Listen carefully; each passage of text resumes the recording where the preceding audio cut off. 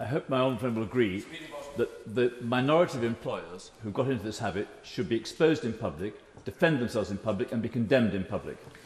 I completely agree with him about that. I give way to the honourable lady. Mr Speaker, can I thank the honourable member for giving way and securing a debate on such an important issue. I think it would be fair to say they are not in the minority. I agree with some of what he says, but not all of that.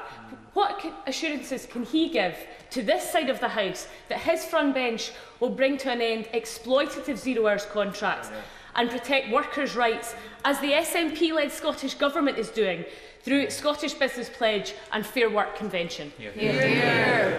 Well, should the Prime Minister choose to appoint me to the Government, I will then start to give such assurances. But in the meantime, I will wait to hear my honourable friend the Minister and see what assurances he's going to give, and I look forward to hearing them. I did actually ask the trade union USDOR, the Union of Shop Distributors and Allied Workers, to provide me with individual examples of exploitation. And I was slightly surprised, but also pleased to hear it, when they told me that they had negotiated away zero-hours contracts in most of the workplaces where USDOR members worked. Their policy document states that short hours contracts are in many ways an issue of bigger concern. But I am convinced that there is a problem. Actually, I believe the problem is more extensive in the area of domiciliary care, where care workers are often forced to rush from care appointment to a care appointment without being given adequate time at each appointment, or time to travel between appointments, for which they are not paid. An FOI request by the other trade union, Unison, suggests that 93% of councils in England and Wales do not make it a contractual condition for the home care providers whom they commission to pay their home care workers for their travel time. And this is despite its being the main reason why so many home care workers receive below the national minimum wage. The HMRC, I believe, is investigating some home care firms, and I hope they will be named and shamed. When I spoke to Unison, they also sent me the testimonies of several care workers, some of whom were anonymous because the workers are simply too frightened to be open. One anonymous home care worker wrote, "I am on a zero-hours contract. If I kick off, I have the fear that they can turn around and take me off my calls. I work 6 days a week, which accounts to me putting in 45 hours plus, but I am lucky if I get paid for 28 of those hours."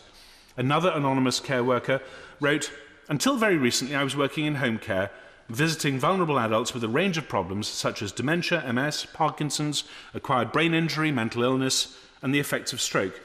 Because I was providing a vital service to people with acute problems, I found the work highly rewarding. I really wish I could say the same about the pay and the conditions of the job. Because no hours were guaranteed, there was no job security, and I remember feeling nervous about complaining in case my hours the following week were cut. I was on little more than the minimum wage, and out of this meagre sum, I had to pay for my uniform and fuel." Mr. Speaker, this is back to the worst management practices of the 1960s and 1970s. Unison also sent me the testimony of a home care worker called Helen, who said this, "I'm a home care worker and I have been for most of my working life. I really don't ever think about doing anything else. I love my job. I love the variety. I love the people I am lucky enough to work with. I don't like the insecurity. I don't like the debts. I don't like the nights I lie awake wondering when I will ever be financially secure. I've seen many good workers leave frustrated at the poor pay and the way zero-hours contracts are used by way of punishment and reward. If you turn down a shift, hours you were depending on can be taken away and given to others, sometimes with only hours' notice. I have seen how many use this as a way simply to force out staff who may have complained about quality of care. Is this acceptable?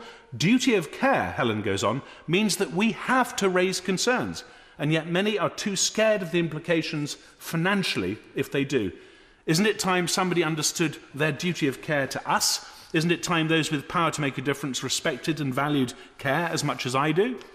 I want to say a brief word on housing schemes, not only because the Minister used to be the Minister for Planning and he knows my interest in this, but because it's also directly relevant potentially to the provision of home care. It's an extraordinary fact that when planners look at housing schemes, they're not required to consider the overall social impact. Of course, it's true that the key watchword is often sustainability, but too often that means no more or less than what an expensive lawyer at a planning inquiry wants it to mean. In terms of thinking holistically about the communities we want to see and then designing and building places for people to live rather than large numbers of identical boxes, we are still in the dark ages.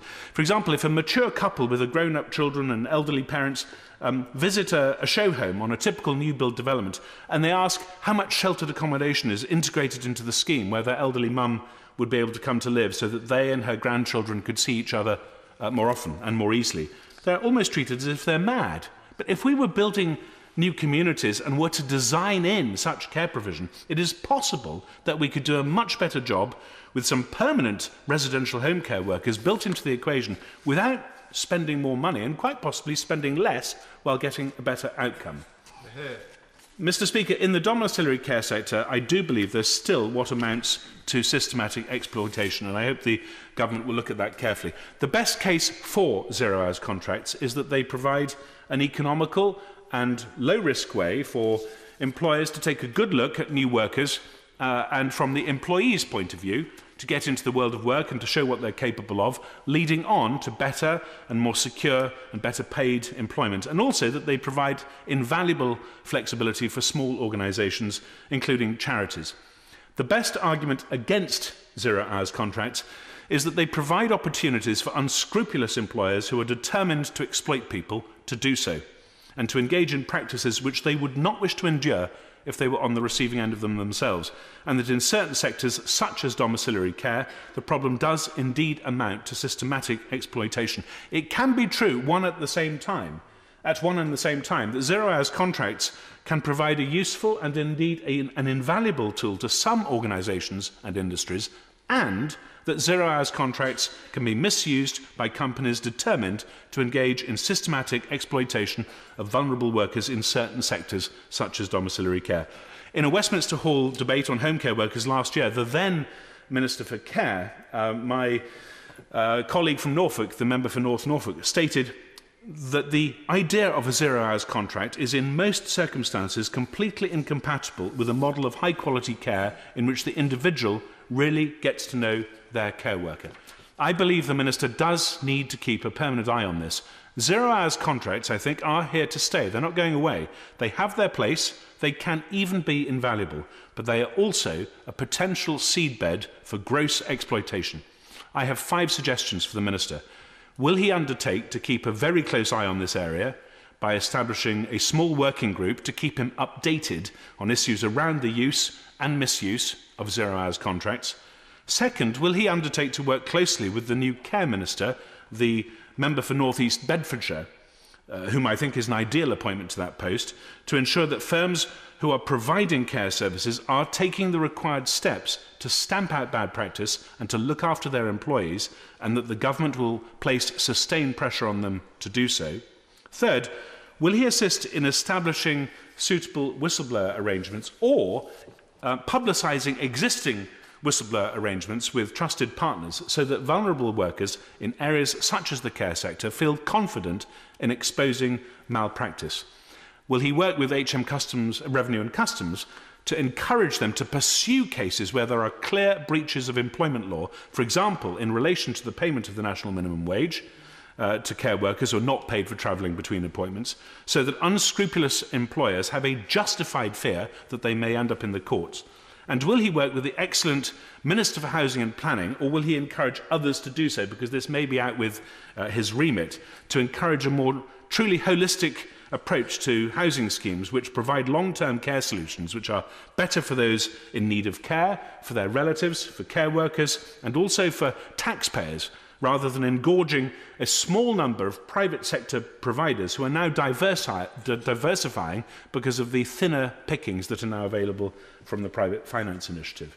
Mr. Speaker, in our excellent Queen's speech today, we rightly heard about the government's determination to be a government of one nation. One nation means that we look after taxpayers' money and look very sceptically before allowing large private equity companies to hoover up cash that might be better and more effectively spent directly by local community care cooperatives. One nation means that we encourage labour market flexibility but do not tolerate exploitation. One nation means that we look out for all our people. I look forward to the Minister's reply.